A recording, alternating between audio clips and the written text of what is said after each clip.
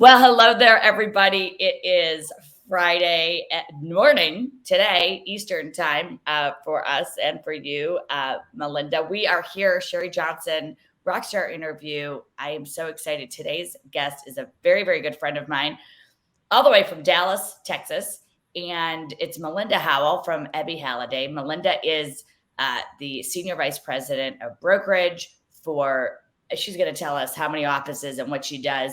While you're getting situated and getting on, though, just a couple of quick reminders. I'm sorry, I was having an issue technically with our system. We're back on. We're live and we're rocking and rolling here. Please go into the chat and let us know where you are tuning in from.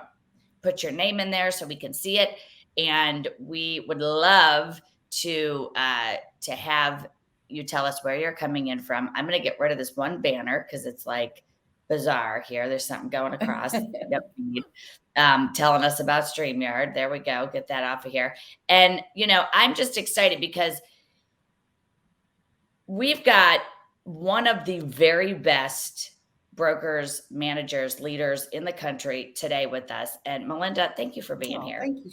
Thank you, Sherri. I appreciate it. Well, I'm coming to you live from Maybank, Texas, which is about an hour outside of the Dallas-Fort Worth area, a lake community.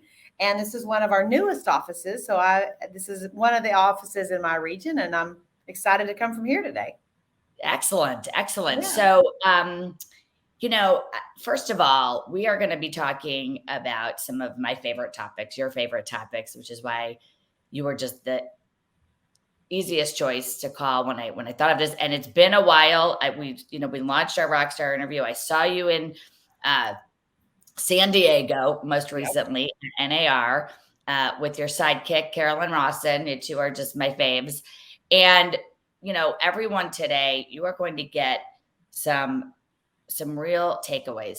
If you're a broker, manager, team leader, you're trying to get more productivity from your agents, have better sales meetings, add more value to new agents and teams and people that are, trying to double and triple their income. Melinda's going to share with us all of that. And again, I want to see, and let me just check out my comments real quick. We are recording this. This will be part of the You Rock podcast, Sherri Johnson podcast. So you'll be able to watch it again. And also, it will be housed forever. Someone just told me the other day they love that it's just on Sherri Johnson Coaching on Facebook. So you can just go back in there and you can watch it there. So again, we're getting some more people on here. Oh, we've got some people from Ebby. Hi, Jenny. When did you get started in the business? Melinda, you have such a great real estate story. I'd love you to share just a few minutes about how you got into the business, the family business it was, and how you got into management. Well, I became licensed in 1997, and I have only been with Ebby Halliday Companies my entire career. I always compare it. If you want to work for Nordstrom's or you want to work for Walmart, I wanted to work for Nordstrom's. And so Ebby Halliday is the pinnacle in our business here in the Dallas-Fort Worth area. So I had the great opportunity. My father was already a real estate agent with Ebby, and he had been there about a year and a half. And I joined him, and we formed the Brownlee team back in 1997. So the first 10 years of my career, I was with him, and it was an amazing, wonderful experience as a daughter to work with your dad. So I'll never forget that. And then we grew our team. We had about 16 members, and we're one of the top agents in the company. And then someone tapped my shoulder and said, "Hey, we want you to be a sales leader." I was like, "What? I don't want to do that." And I was fairly young, about 33, and realized, I think 34, something like that, realized, wow, this could be an incredible opportunity. We have this iconic company that had been in business at that time for probably about 60 years. And now we're 77 years. And I thought, wow, this could be a wonderful growth opportunity. So I've managed, 3 different offices, and I've grown and merged and built and opened. And so that's been a great journey too. And then this last 3.5, almost 4 years, I've been in this senior vice president role of brokerage, and I lead approximately about 14 offices. My sidekick, who you had on a couple of weeks ago, Carolyn Rawson, who is my just such a love of my life, of a friendship and mentor. And we call ourselves Thelma and Louise, and we have ourselves a good time. So you ever see us out, we're having fun. That's a key. And that's a key. I'm going to talk about that in one of my topics, but fun is a key. And so our company is divided into 2 regions, and I have the distinct honor of leading half of those sales leaders and work with our leadership team. And it's a great place to be. Well, and you had such an amazing relationship with Ebby herself. I have to comment on that because when I met you, that hit me. It filled my heart. I had the opportunity to meet Ebby Halliday. I think she was turning 100 that year. I met her in Dallas. Actually, Helen Hanna introduced me to her, and we were at a Realty Alliance event. You and several others in your company, there's such longevity, there's such dedication, loyalty, such a core group of managers and agents there that have been there a long time. I want to tell everybody hi, Bill Tucker. I just want to tell everybody that, this company that you are with, I still do, admired though, before I met you for years, literally. Prior to joining and becoming part of Home Services of America, Ebby Halliday was in the top 10 independently owned brokerages in the entire country, everybody. So you're in a great market. You have amazing real estate to sell. You also have just really this amazing tradition there. And I think I just really, it resonated so much that it's just really epic, really is what it is. So you're really, And then, it's funny when I met you, I think it was 2018, and your company has been just growing and growing and growing. You've got great leadership with Chris Kelly and the entire management team, people you've added since I met you.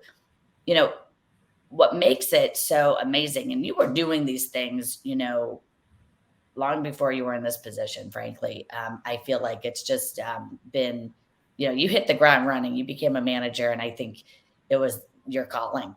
Tell everybody, we'll start with, because we're going to talk about a bunch of things today, sales meetings, which sort of set the tone for everything, new agent coaching, getting people up and running quickly. I know your agents, I can't believe it's 14 offices. That's huge. And, how do you motivate independent contractors? How do you get people to do what they want to do, right? Yeah. Well, Sherri, I think that's a really good question. When I became sales leader, I'd been a successful agent, so I knew how to do that. But back then we really didn't have leadership training. It was like, here's the keys. Here's the copy your code. Good luck. So we didn't really have a leadership program that we have built since then. But you know what? I just decided to run it like a business, just like I did as an agent.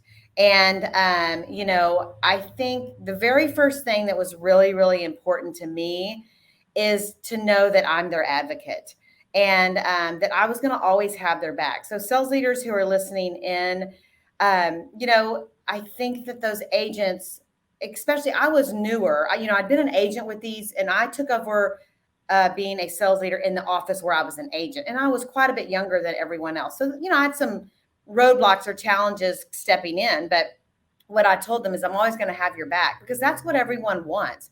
Everyone wants to feel supported. Everyone wants to feel validated. Everyone wants to feel love. And so I always come from a place of, love language. If anyone's ever read the 5 Love Languages book, I think it's really important to show love, and love sometimes can be tough, right? You have to be tough with independent contractors. And what I mean by tough is tough love, like show them the path, show them how to do it, hold them accountable in that love way of doing it. And so, I love that term. Your vibe is your tribe, and I think a vibe and culture is absolute key in any organization. And one of the things that was really important to me when I very first became sales leader is I need to put my stamp on my office. I needed it to be, and at the time it was the firewall office was my first office. And I remember at night I would go in there and just like change the pictures. I mean, like move them around, move the plant, just make it fresh and new. Do something different. If you've inherited an office that wasn't yours and you weren't in the planning, do something different. Move your desk, do something, because everyone likes to see, oh wow, she's looking. I put music on. I had fresh flowers planted in the front, because first impressions are everything. And when people were coming into our office, I wanted them to feel that vibe. I wanted them to feel that culture, that this is a fun place to work.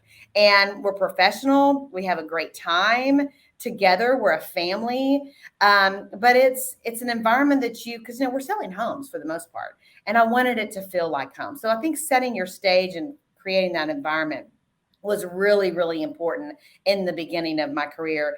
And then those agents knowing no matter what, I had their back, even if they had stumped their toe, that I was going to never throw them under the bus to a client or another professional. And, but we were going to have maybe a little come to Jesus meeting after that of how we could have made that better. But we all learned. I mean, we all stump our toes. And I know I have several times. And I think, putting your arms around someone and showing that you love and admire and care for them is very admirable as a sales leader.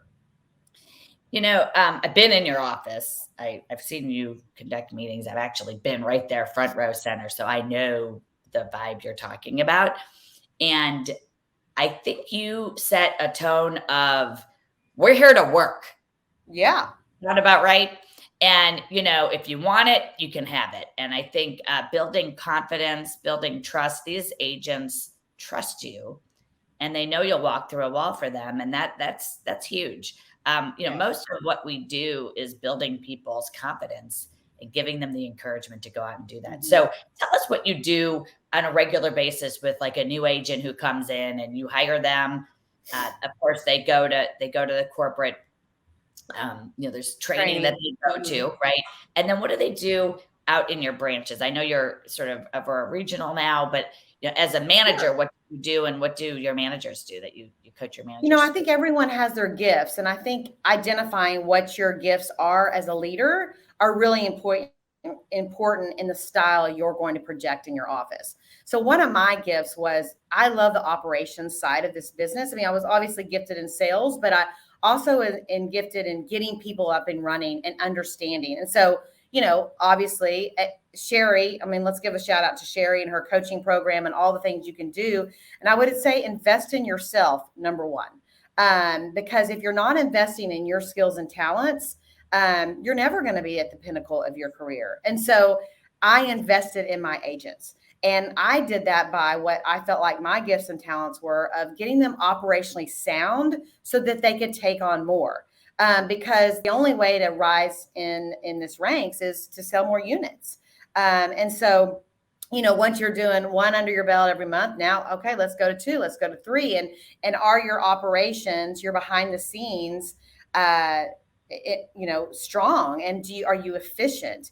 And so every year I went through my entire database of my agents and I sat with them. They would have a session with me. I mean, this isn't business planning. Obviously I did that too. This was one-on-one and I called it a tech checkup. And I was like, we're going to sit down. We're going to look at your computer and I want to see your database. I want to see your social media footprint. I want to Google you. I want to make sure that you're not only doing social media, but you're doing print media, and tell me how you're organized. And it was, you could always tell from an agent, like when they sit down, they're like, oh, I don't know my login. Oh, well, there's a sign, sales leader, that they're not doing it, right? So there's step one, okay. And then I take those pain points away. Like, I used to always say to my agents, your database is the key to your financial future. Drop the mic right there. That's it. I mean, if you don't have a database and you're not working it, and I will say sales leaders, the same to you. If you don't have a database of recruits and talents, that's the key to your financial future success as well. So when they would sit down with me and I would find out kind of these pain points, then I could help eliminate those pain points. And then they could see that I knew what I was talking about. Again, being that advocate and them having respect that, gosh, she does know what she's talking about. And I used to always use this word both and. It's not just one thing that you do in this business. It's a lot of things. And some people are going to be more successful in certain lanes, but you got to be in a lot of lanes. Whether that's social media, and I always use the example in my household, I'm social media. I love email. I love Instagram. I love Facebook. I love all those things. My husband loves mail. I mean, like, he's so excited to go out the mailbox and see what is in the mail. And I'm like, who does that? But a lot of people still read the mail. So don't stop mailing to people. So what I'm saying is you don't never, that's terrible. You never know who the other side of that equation and how they like to receive information. So again, both and. Do both things. Do all lanes in this real estate business. Well, and I love that you said you sit down with people, and this is closing the gap, everybody. Like, agents don't know their login to a product or a system that the company is providing. And this is part of why we don't get adoption, because we say it's on the hub, it's on the place, it's over here, back end, intranet. And they never go see it. They never go use it. And I think the biggest thing you're doing is showing people in your company how to use your tools, how to use other tools within the company, tools in general, to make success happen for them. Big difference there between saying the tools are somewhere online and actually sitting down with them. I think that's huge, and not just talking, but doing a working session with them. Absolutely. So, I want to point out that I say this all the time. There's a difference between coaching and training. Training is one thing. Coaching is doing it with them, walking down the football field and the 20-yard line, the 10-yard line, and helping them get over that finish line to completing these types of projects they know they need to do. Have a Google My Business page, for example, or update their, what they look like online, the branding. And you guys do such great marketing. Yeah, have they gone on the realtor.com page and filled out their bio? I mean, when you Google somebody, and that's the very first thing we would do, is we'd Google them. And they're like, oh, wow, I mean, my picture's outdated. My bio wasn't updated. I'm like, you need to look the same on all platforms.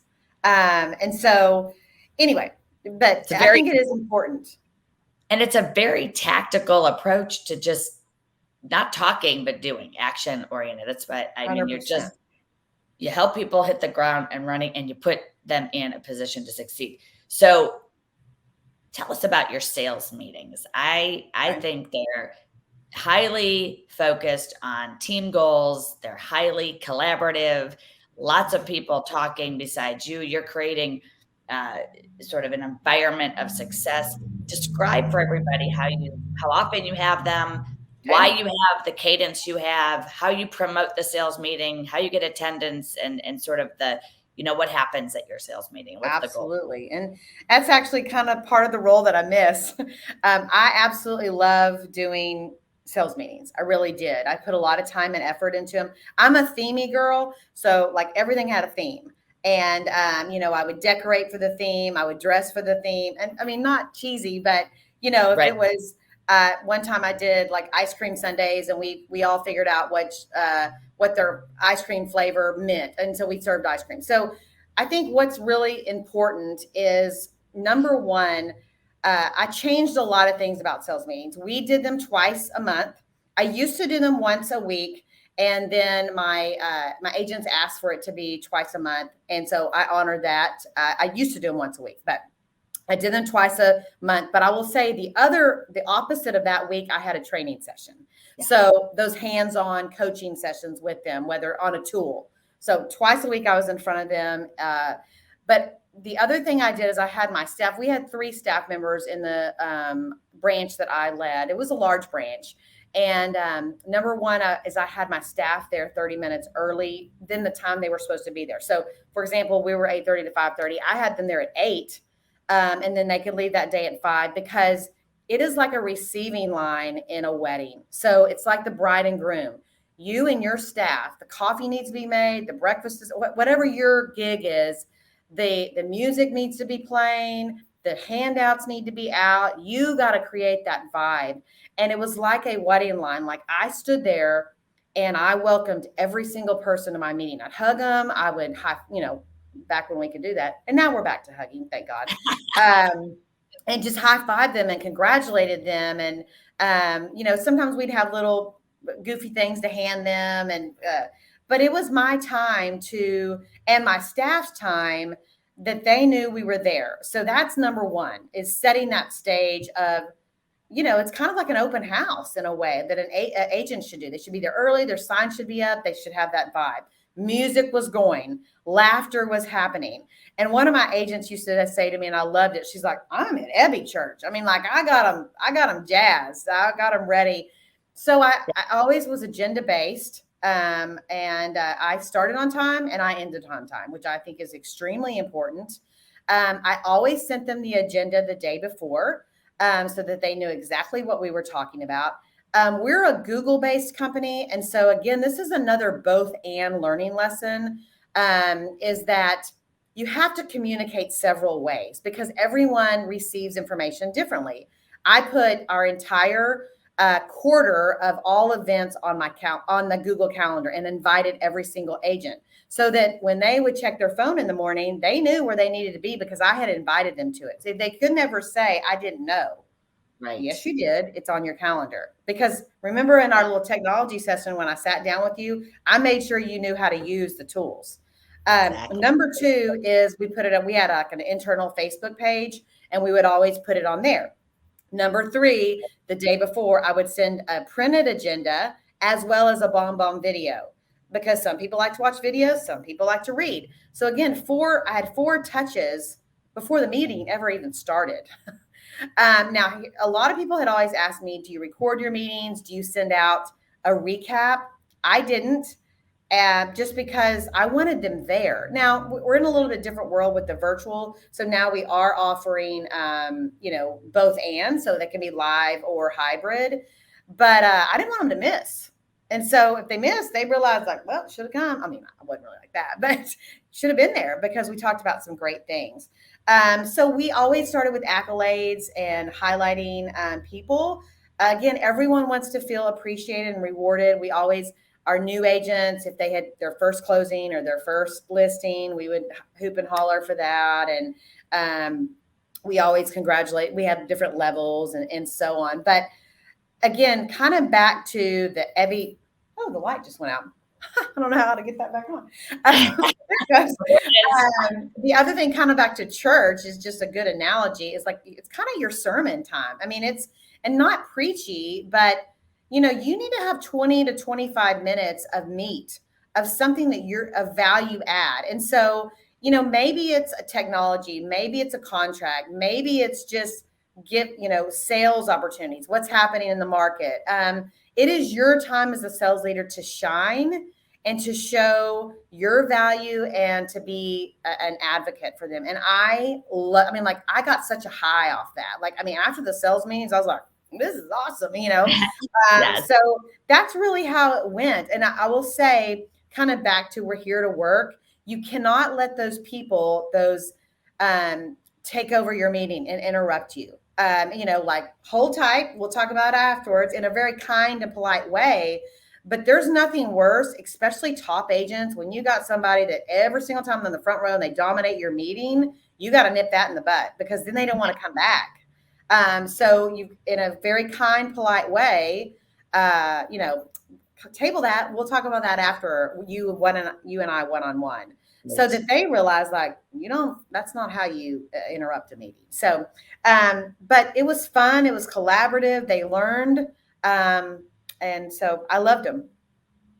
It's funny. Well said. Someone just said, leaders must give and show value. And you've got about, 60 to 100 people sometimes sitting in a room. Oh, yeah. That's 60 to 100 hours of not selling, right? People need to be, that's expensive time. You're Time right. is money. And you're right. Hijackers cannot take over a meeting. They often do. Other agents who are there really to work and learn and get in and get out quickly. Um, I think you said it. It's the 1 hour a week, right? That you re-recruit your agents and tie it all back to their success is our success. Do you share team goals, or did you have, like, I know you did an agenda. Did you share, like, this is the team goal for the month of February for listings and sales, and everybody knew Absolutely. that? Yeah. Absolutely. So one of the things when I was a new sales leader, I had other offices I was kind of eyeing because I was competitive too, just like they are.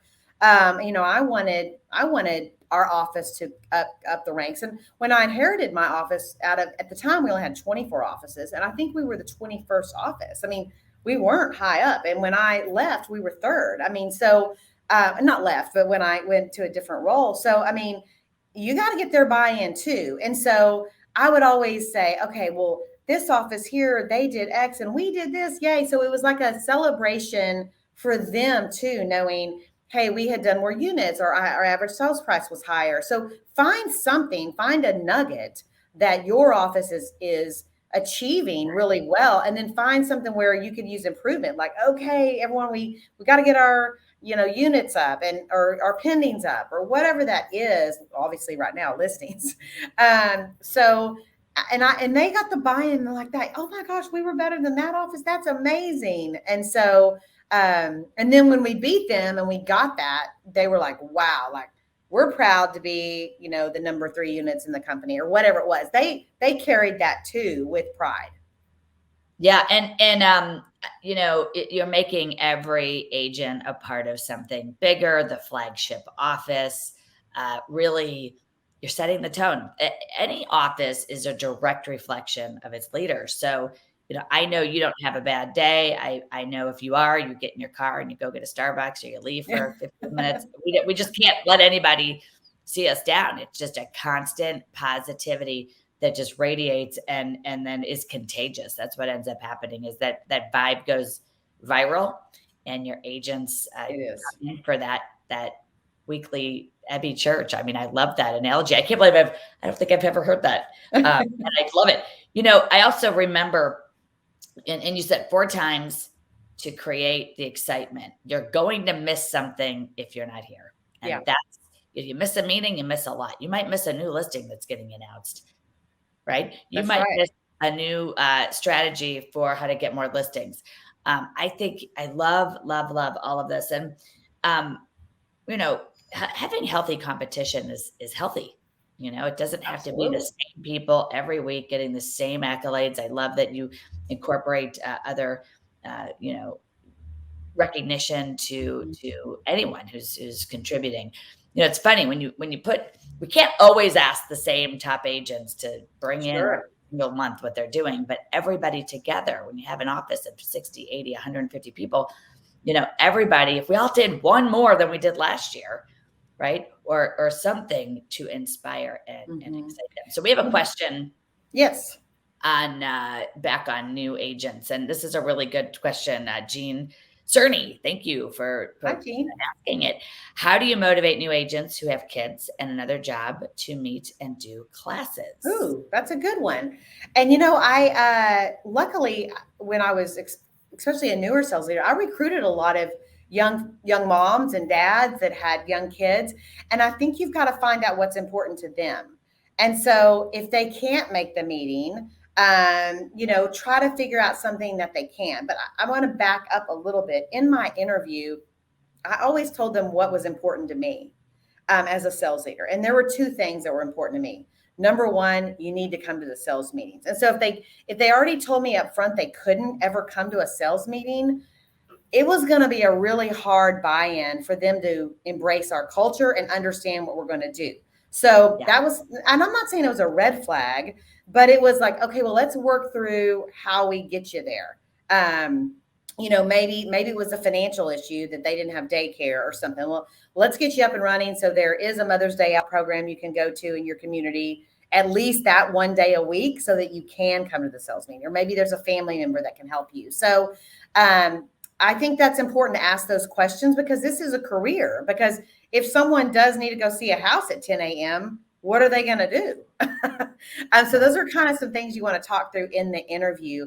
And the other thing I found out was that, they've got carpool and they need to go pick up their kids. So I did a lot of day things. I mean, obviously, we did a lot of happy hours and fun things in the afternoon, but we also would do morning things. I had a thing for a couple of years called Mocha with Malinda. And it was just, or motivated. I did motivational Mondays. I did mochas with Malinda. I did wind down Wednesdays. Again, I'm a theme girl, so everything had a theme. So they knew. So that mocha with Malinda, they could come in their yoga pants and maybe they just gone worked out or whatever. And it was a little bit more intimate, so that they could get that attention when they needed it. But great question. Yeah, it's, I think you hit it right on the head at the time of the interview. And, it's hard. We want to bring people in and transition them out of another job. One of the things, Jean, that I do is I try to help somebody figure out how much money they have to make before they can pull the plug on the other job and like make that leap. And then they have a goal, so that you say, if you're making $45,000 a year and that's the number we have to hit, how many deals is that? And when they see it's only a couple of deals in some markets, right, depending on your average sale price, it seems so in reach now instead of so out of reach. Yes. And so narrowing it right down to, this is what you have to do, and let's figure out a plan, so that, because you really need to be at the sales meeting. That's like the epicenter. It's the pulse of what's happening in the office. I agree with you. It's as soon as you were saying that, I was like, I had the same thoughts. However, you also said, get them in when they can be, and then let's get them transitioned. Because there's other people that are in that same boat. So you find those people. I used to have for 1 year, I had a lot of young moms that had little ones, and I would host them at my house. And there was about 10 of them, and they would come, and they, so that they could get to know each other and they could support each other. So maybe it's, hey, I have a buddy that they could watch my kid while I go show, and so on. They needed a support system. So again, eliminate pain points for people. Figure out what the pain is and try to eliminate that so that they can succeed and grow in their business. I think I know this person is probably Carolyn. She said, "Hey, partner." Hey. I just had to do the shout out. So what do you do with an agent who sort of, comes to you, they're in a slump, they're maybe been licensed more than 5 years, they're really not a new agent anymore, they're sort of in that 5 to 15 year, seasoned, very educated, just having a hard time. How would you help motivate them and reboot their business to get them back into, a flow of income? Yeah. And that's a tough one, because honestly, if they're there and they're in a slump, it's kind of a crossroad for me with them. Are they going to rise up to the challenge of what I'm going to ask them to do? Or are they going to retreat and they're going to phase out of this business? So it is a crossroad for me at that time in someone's business, because they're obviously not doing the lead generation. They're not doing all the things that they're supposed to be doing. That's why their business is in a slump. So you have to get them recommitted. And how do you get people recommitted? You got to get them excited. You have to be dedicated to them. I would suggest being their coach. Like, okay, I'm going to be your coach and we're going to meet once a week. And these are your action items of what you have to do. And they have to come prepared, and they can't not show up, and and if they're showing up without doing the activities you ask them to do, they're on a retreat. They're not going to perform. They're not ever going to get to that level again. And then you have to concentrate on those people that want to succeed. And that's hard too. So I would say when people were in a slump, I would redo the little technology checklist with them, making sure, okay, let's see, are all your tools working? Is your database working? All of these things. And then I would, maybe there was something else personally going on in their life that they haven't told you about. And so that is your time take them outside of the office, maybe meet them for a cup of coffee or a glass of wine, treat them to lunch, whatever that looks like for you, and show love and compassion. And like, I believe in you, we're going to do this. And then when they're going to either rise to the occasion or they're not. And that's going to tell you a lot about their motivation. Totally agree. And I think you said too, just, the one of the greatest things you just said was you meet with them every week and you write down action items and you hold them accountable. That right there is the essence of the easiest type of coaching you can do for your agent's success. And it, recognition is free. I can tell everybody here, first of all, you inspire, you recognize find something positive. You've been saying that over and over again. I want to ask you also, you recognize agents in your office. I remember seeing this, you walk in your one of your offices, and I remember seeing this wall of performers that I think changed every month. Is that how that worked? Mm-hmm. What was that about? And describe, how do people get on the wall? What was the criteria? Was it monthly? So we had 3 billboards back in our kitchen, and one was focused on marketing, one was focused on education, but one was accolades, and it rotated from our top producers every month. We also had this thing called the dot board, and it was every month, listings, pendings, sales, and they were green dots because green stands for money. And then we had real big dots in our market, if they had sold $1 million sale, that was a big deal. So they got a big green dot. And, I loved that as an agent. And so I implemented that because you want to know where you stand. Everyone wants to be around other successful people. Yes. No one wants to be in an office that doesn't have success, right? So you have to create success. You have to want people to want to be on the board. Everyone wants a big green dot. Right? And so you got to create that and acknowledge that. And the other thing I did, and this is another operational thing, sales leaders, that I think is really, really important. Every day, my staff would email me the next day when I got to the office. I had every listing, every pending, every lease, every sale. And so right then I could actually, they sent it to me that night at 5:15, the night before I would leave. And so maybe I'm on the couch and my husband's watching football, and I can text them like, way to go. Oh my gosh, what a sale. Congratulations. And then we also added our column for our core service partners, which we have mortgage, title, and insurance. So thanks so much for using Prosperity Mortgage. We really appreciate that. Or, wow, it's so awesome that our agents in our office are doing a deal together. That's so awesome. So you just have to be a top of mind of what's going on in your office. Don't get in the weeds of those things. Let your staff, I had the greatest staff ever. Honestly, I really did. And they were amazing. And they were had my back. And so I didn't have to get in the weeds of the operations part, but I knew what was happening. You got to know what's happening. If you walk by in the kitchen and you see one of those agents and they just sold a big green dot and you didn't know about it, they're going to be like, well, how does my sales leader not know that I just sold $1 million house? You got to know. You got to be aware.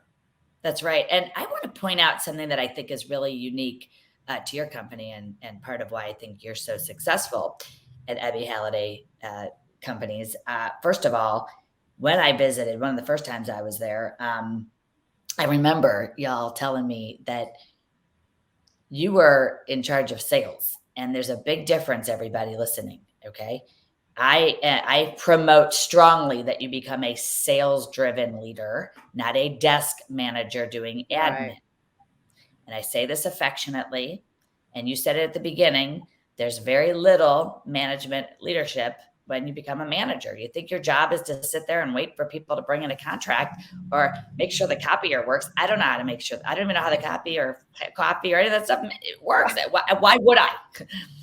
Because we have fabulous staff. And I remember you and Carolyn both telling me, I don't do admin. And I was like, amen, high-fiving you.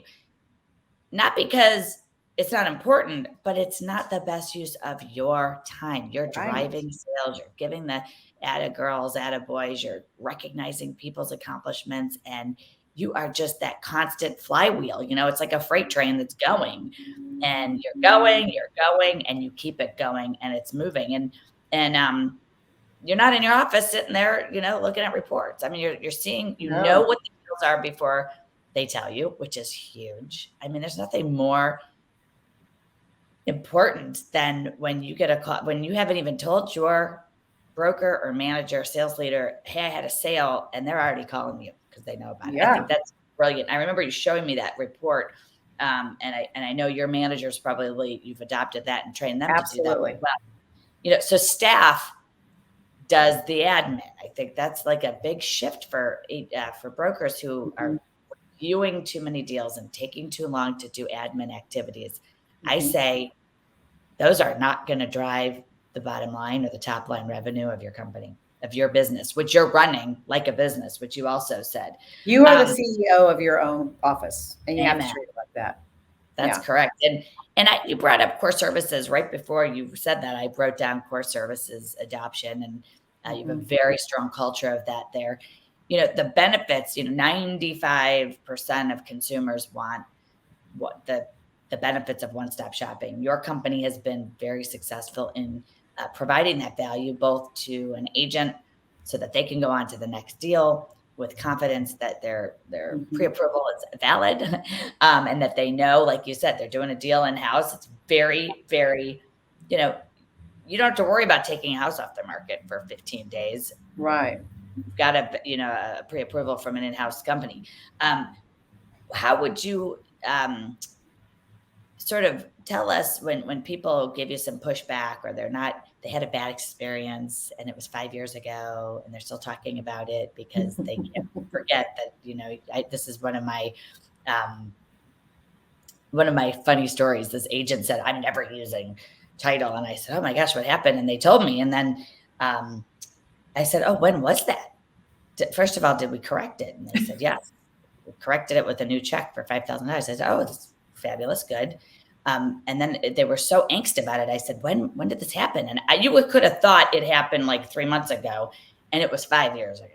Okay. And he was still angry about it. I said, well, let's fix this. And so later, through a couple of just easy, quick phone calls, we got the buy-in and the comfort of knowing that that's never going to happen again. And how do you fix those types of, I love it.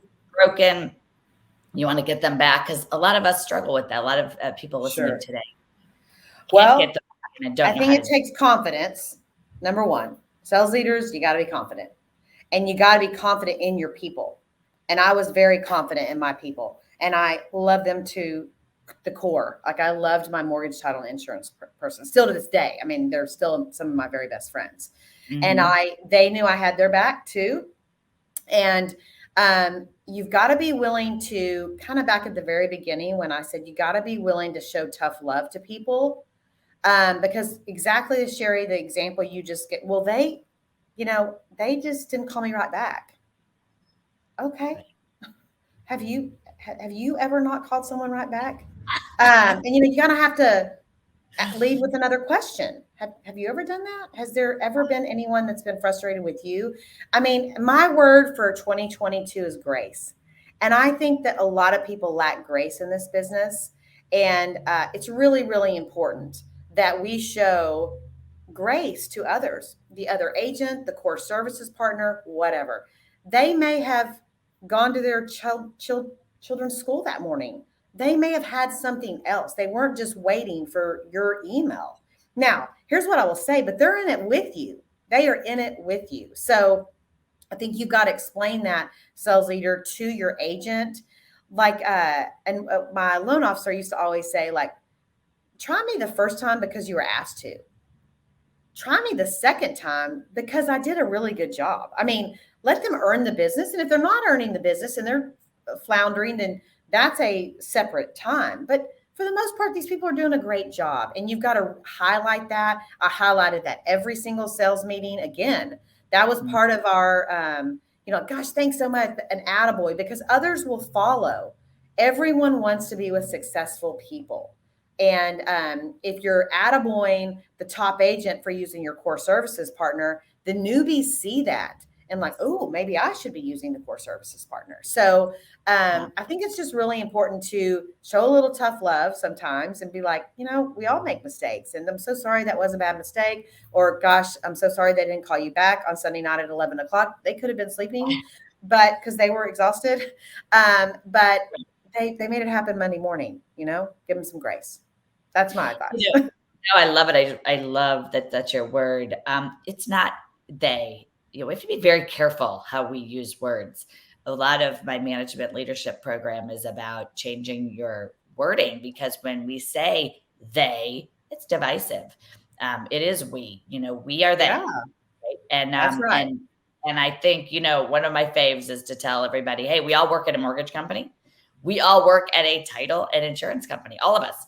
And all of them that are part of those other core partners work at a real estate company. So they would never, ever think of giving their referral to another brand. Never. Like, here, I'm going to give it to 3 people. No.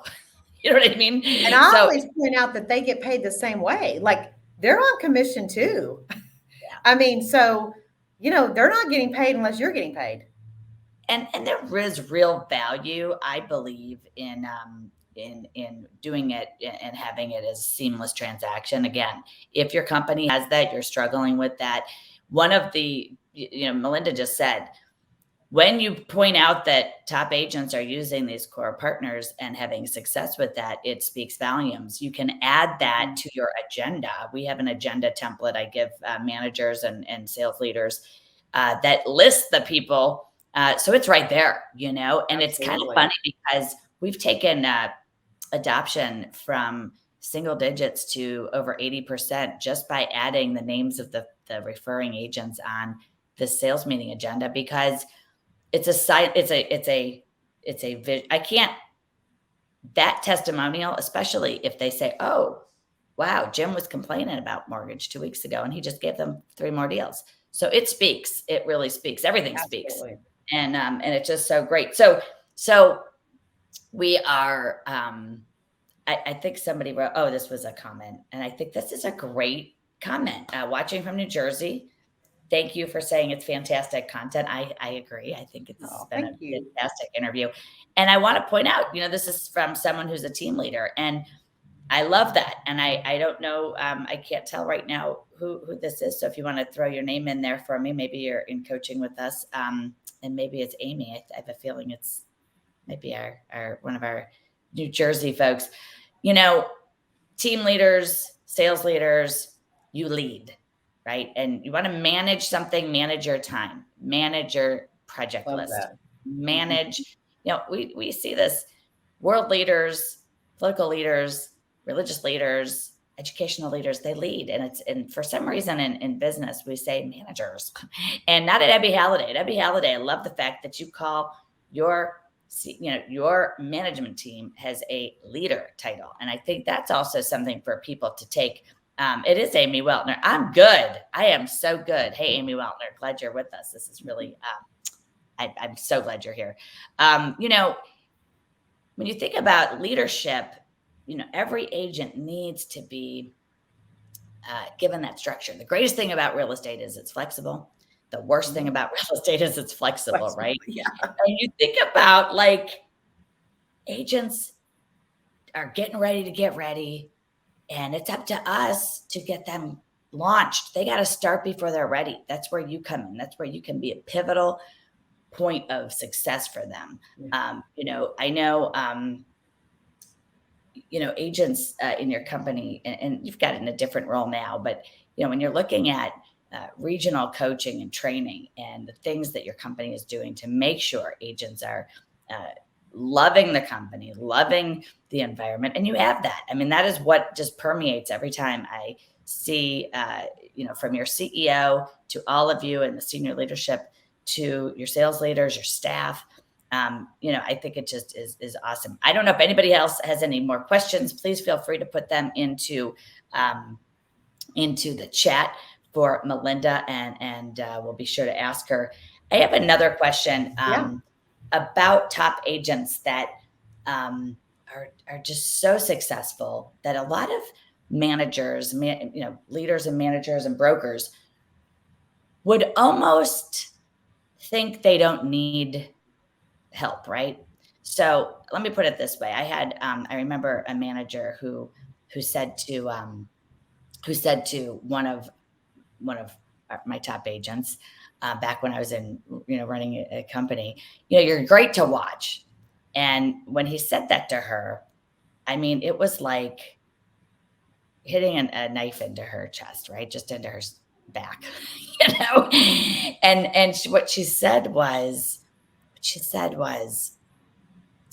can he say he doesn't add any value more than that? And so what I want to remind everybody, and I want you to comment on this, because there's a difference between, your top agents need you too. Our top agents need us differently. They need us differently. We have to speak to people 3 different ways, right? Those new agents, we can tell and sort of authoritatively speak to them. This is how you do it. This is how you do this, right? Those seasoned agents who've been, the legacy agents of your office, been there 25 years, steady, mid producers. They love real estate. It works for them. And then and those people, the heart and soul of the office, we speak to them differently. I remember saying to them, hey, I'm not talking to you, because they'd be like, do I have to do all this? And I'm like, no, you do what you do, because you're awesome. And you do it every year. Right. And then those top agents the top agents who maybe they need help because they're spending too much money. Maybe they need help hiring staff. How do you add value to your teams? Or maybe they're individuals who are just killing it with an assistant, or they have team members. Tell us a little bit about what you do with your top team. I thank you for asking that question, because I do think some people kind of forget about them. And that is your A list. I mean, if you're talking about your database, your top people are your A pluses. And so one of the things that was said to me very early on in my career as a sales leader is, number one, they will all leave at some point. They're either going to retire, they're going to pass away, they're going to go to another company. And number two is, the reason why they leave is because of the sales leader, 99.5% of the time. Maybe they've moved, so that's different. But so that really kind of spoke to me, like, ooh, well, I don't want them to leave because of me. I want to make sure, and they have. I've lost some people because of me. And that was a real humbling experience to realize what I wasn't loving on them enough. And I think it goes back to that. They do need different things, but they also need help. And I will say, when I first became an agent, I was extremely in tune with all of our tools. Like, I knew them backwards and forwards. Again, I came from the operations background.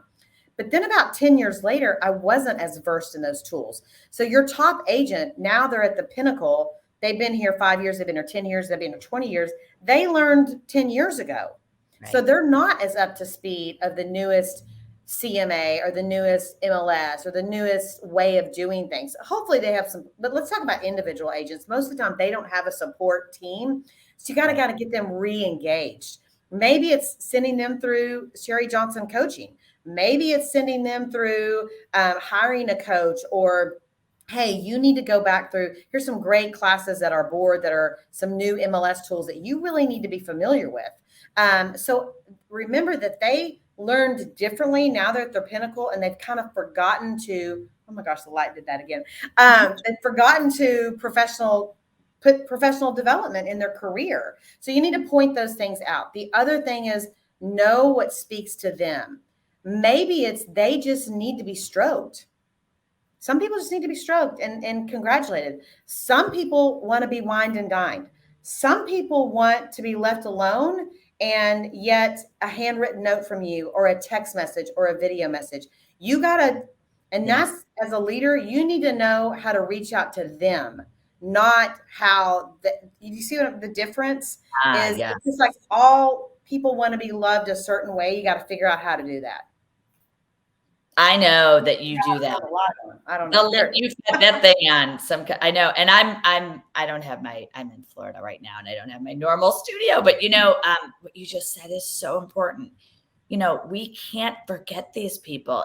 So often people are like, oh, they do what they do. I don't worry about them. Well, when's the last time you reached out to them? When's the last time you called them? And you just said what I think is just critical, which is, we need to be reaching out to them before they leave, B, before it's too late, and really C, before they're coming to us. I know you do this. When I came in, your hospitality was unbelievable. We still have our Ebby Halliday shirts. We still have our coffee mugs. The welcoming, the bringing into the family, it starts with you. And you just said it ends with you too. And those lessons are humbling. When we have a blind spot, we just learn from them, hopefully, or we can try to save people, continuing to add value. Everybody, it's price is what people pay, value is what they get. Our agents, it's the same thing, their compensation plan, AKA their split, right? It has to be a monetized value of I get this kind of value from my mutually beneficial partnership with the brokerage that I choose to And be I with. think that's important because, we're not the least expensive. I mean, we provide so much. They can't get me. They can't get you, sales leader. If they leave, they can't get you. I mean, they can, and you're going to hopefully still massage that because you want it back. But some people you don't like. Bye, we don't want you back. But most people you do, and they don't get you. And when you have shown that incredible value, they are loyal. And they will, when those recruiting calls happen or whatever, they're like, no, I would not ever leave XYZ. I would not ever leave my sales leader because Carolyn always says, they've hitched their wagon to you. And I love that analogy because that's true. You're their advocate. You're their cheerleader. You are their place to come and cry to and to like, what is happening? Get, energy. You are their light. And you have to be a light in their business. And that's why music and all these kind of things. And I'll be honest with you, by the end of the day, when I get home, I'm freaking exhausted because it's exhausting to be up all the time. So you have to re-energize yourself, sales leader, so that you can be up and you can be on and you can be that light for your agents. And the hitching is, I always say, you're not transferable. They can't take you with them. That's right. And the value, you could say to somebody, wow, you grew your business 12 units, which was $120,000. Because the plan we put you on last year, you did all the heavy lifting. I just helped you and guided you. We're a great team. This Absolutely. works. And it cements that relationship for years and years. And, somebody put a comment on, and I think this is, so important to learn each person's lifestyle. And, even the agents who say, I don't need anything, they do, let's not forget. Some of those, probably need it the most, just differently. And so recognizing that and being so aware, I think what you do, Malinda, that I observe you do, and I think everyone should learn from this, is you listen and respond to people's emotions. Great sales people listen to emotion, not just facts. And when you can be intuitively aware of where people are and just be there for them and walk through that fire, walk through that wall and help them through anything, it goes a long, long way. It has been so awesome having you today. I think, thank you. I knew we were going to have a great conversation, and I knew you were going to share all these gems of wisdom on how to be, such a great leader in, you've got how many agents? I think we have almost 2,000. I think we're at 1,800 and something right now. You've got 14 offices. It's a lot to juggle. I think there's 34 in the brokerage now, and soon to be more. I mean, you and Carolyn are Thelma and Louise. You're a delight. In fact, I'm having you both on next because I think that will be a show for all of you not to miss. Carolyn Rawson and absolutely, Malinda, you two would be fabulous, and we will have a great time. So we'll get that scheduled for sure. And, I just want to ask you, I always ask great leaders, what should people stop doing and what should they start doing? What would your advice be for everybody listening? Like what, whether it's, whether it's a mindset or it's, something to do with their sales meeting style or their communication style, what should they stop doing and start doing. I always say done is better than perfect. And sometimes we don't do the things we say we're going to do, whether it's recruiting or retention or agent appreciation. What advice would you give everybody before we I go? would say stop being I and start being we.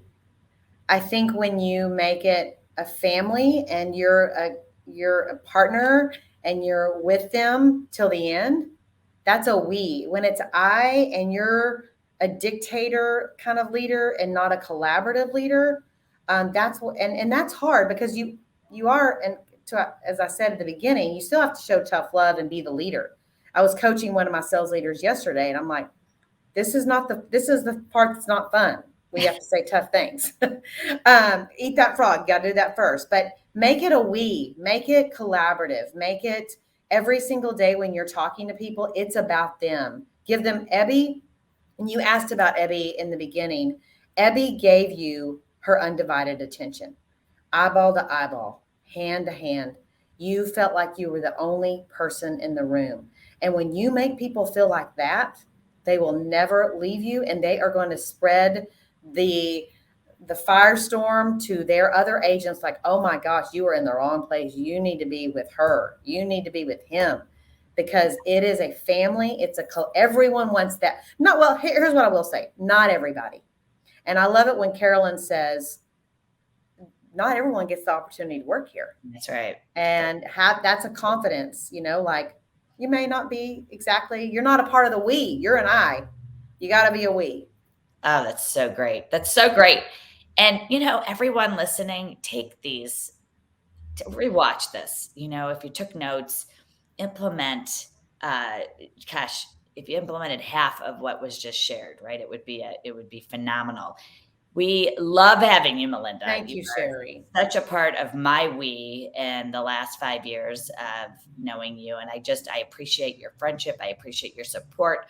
I know, we'll talk at crazy hours, of the night or random times to, talk about what's happening and how to help in situations. And I thrive on your energy and learn so much from you. And I just appreciate you being part of really what we do. And so blessed I got to be a part of your transition back, in 2018. Well, happy Friday, everyone, and go improve someone's life today. Here at the Ebby Halliday Company, we're about improving the lives of those around us. Ebby always used to say, do something for someone every day. So you go be that light and do something for somebody. I love it. And if you have any referrals, please send them to Ebby Halliday in Texas, because they are specifically a listing. Everybody knows about these people. And you can find Malinda on social media. Malinda, you will come back. I'm going to have you and Carolyn on next in the next few months. And again, everybody, this will be replayed. It's on YouTube. It's also in the Sherri Johnson podcast, which is You Rock with Sherri Johnson, a real estate podcast. And we're so excited. We are now over 15,000 downloads. Wow. Which is just crazy to me. And over 100 episodes. So I record 3 episodes a week. Take a look. They're for agents. They're for team leaders. They're for managers. It's You Rock with Sherri Johnson. It's on all podcast platforms. Malinda, you have a phenomenal rest of your day and weekend. And I can't wait to see you soon. I'm going to see you, I know, hopefully in the next 6 months. I'll see you at NAR or one of these events. I'm sure we'll have you on again with Carolyn, and everybody go make a difference, right? Absolutely. Be the best version of yourself and take this stuff and run with it. And Malinda, say hi to everybody at Ebby Halliday for me, please. Chris, everybody. And we'll see you guys all soon. Have a great Friday. Let's go make it happen. And I'm Sherri Johnson, and remember, you rock. I'll see you guys soon. Bye-bye.